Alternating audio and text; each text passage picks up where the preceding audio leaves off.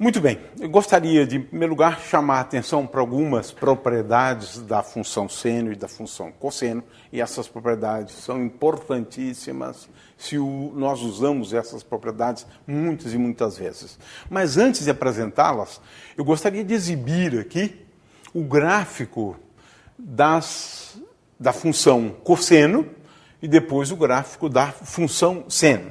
O que é importante ser notado, em primeiro lugar, é que entre 0 e π sobre 2, como eu disse antes, a função cosseno é uma função decrescente.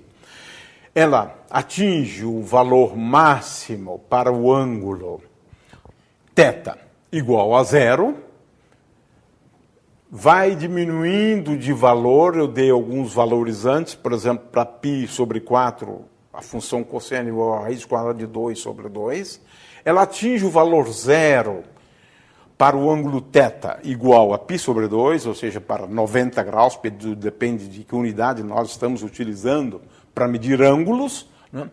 A partir de π sobre 2, a função cosseno, agora estamos falando do segundo quadrante, assume valores negativos e atingindo para o valor π, e é fácil ver, para aquela figura que eu desenhei antes, que o cosseno de π é igual a menos 1, atinge o menor valor para θ igual a π. A partir daí, ela volta a crescer continuamente até atingir o valor 1 de novo, quando θ é igual a π sobre 2. A função cosseno, a função seno, ela cresce continuamente de 0 até π sobre 2. É o que nós vemos aqui nesse gráfico. Seno de 0, eu disse antes, é igual a 0, e ele vai crescendo continuamente até o valor π sobre 2, quando então a função seno atinge o valor máximo, que é igual a 1.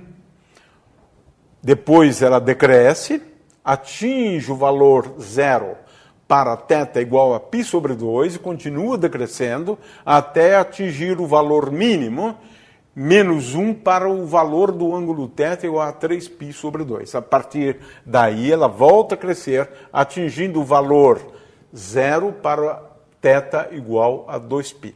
Esses são gráficos, portanto, típicos, né? Elas são funções periódicas, como se pode ver aqui. Elas se repetem quando θ vai para θ mais 2π. Passa de θ para θ mais 2π.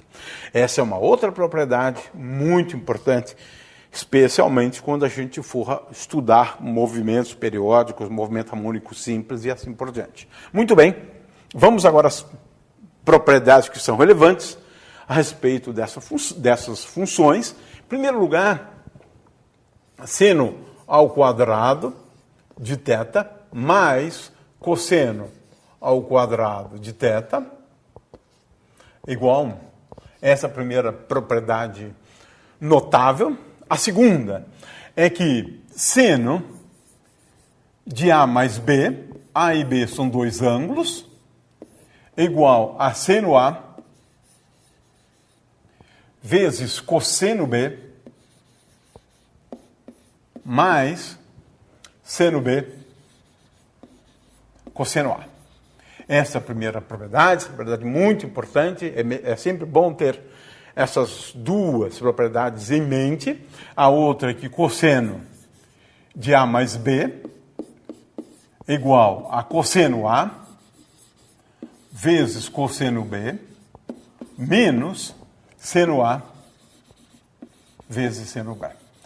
Essas propriedades são muito úteis. Nós vamos utilizá-las, por exemplo, no estudo das derivadas de funções, de limites de funções, e a gente precisa. Essas são propriedades importantíssimas dos senos e cossenos, né? De ângulos quaisquer, não estou falando aqui de funções, mas de ângulos quaisquer. A função seno é uma função ímpar, seno de menos θ é igual a menos seno de θ. A função cosseno, por outro lado, é uma função par. Ou seja, função cosseno de menos θ é igual a cosseno de θ. Essa é uma outra propriedade que, na realidade, acaba distinguindo essas duas funções. Uma é uma função par e a outra é uma função ímpar. Essas duas funções são as funções muito importantes, não somente porque elas são recorrentes em problemas de física. Vai ser muito importante, por exemplo, no caso do estudo do movimento harmônico simples, mas porque também, a partir dessas duas funções, nós definimos outras funções. Em particular, definimos a função tangente do ângulo θ como sendo igual ao quociente entre o seno do ângulo θ dividido pelo cosseno do ângulo θ. Definimos também a cotangente do ângulo θ, e nós representamos apenas por cotan, a mesma coisa com respeito à tangente, a gente utiliza essa notação, tan para designar tangente do ângulo θ, cotan para designar cotangente do ângulo θ, e a cotangente do ângulo θ é o inverso da tangente, ou seja, é igual a cosseno do ângulo θ dividido por seno do ângulo θ. Uma outra função extremamente importante é a secante, mas é importante lembrar e ter sempre em mente de que nós estamos, na verdade, falando sobre o inverso de funções agora. Então, definimos a cossecante do ângulo θ como sendo o inverso do seno do ângulo θ, e a secante nós definimos como sendo igual ao inverso do cosseno do ângulo θ.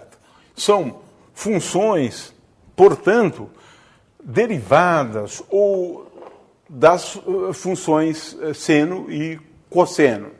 Eu tenho o quociente entre elas, tangente e cotangente, a cossecante o inverso do seno e a secante o inverso do cosseno. Finalmente, gostaríamos de chamar a atenção para o fato de que cada uma dessas funções, e agora então eu vou escrever as duas que nós havíamos considerado anteriormente, vamos lembrar o seno e o cosseno de um ângulo θ, e cada uma dessas 6 funções aqui, para cada uma delas, nós podemos definir a função inversa. O que é a função inversa? A função inversa é definida como uma função tal que a f composta pela sua inversa, f composto f menos 1, no caso do ângulo θ, de uma função de θ, isso aqui vai me levar ao valor θ. É assim que se define a função inversa. Então, nós podemos definir 6 funções inversas, uma função inversa para cada uma dessas 6 funções aqui. Em primeiro lugar, nós temos a função, que é inversa do cosseno, nós designamos por função arco cujo cosseno é θ. O que significa arco cujo cosseno é um determinado valor? Significa, na realidade, determinar o valor do arco, do ângulo, tal que o cosseno dele seja especificado. Então, eu sei o valor do cosseno. Eu quero saber qual foi o ângulo que deu origem àquele valor do cosseno. É isso que significa a função inversa. O arco cujo cosseno é raiz de 2 sobre 2 é igual a π sobre 4. Porque cosseno de π sobre 4 é 1.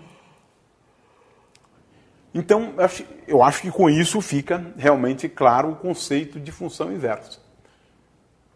Dado o valor do cosseno, eu quero saber qual foi o ângulo que deu origem àquele valor do cosseno. É claro que isso aqui é sempre definido a menos de 2π, já que nós estamos falando de funções periódicas.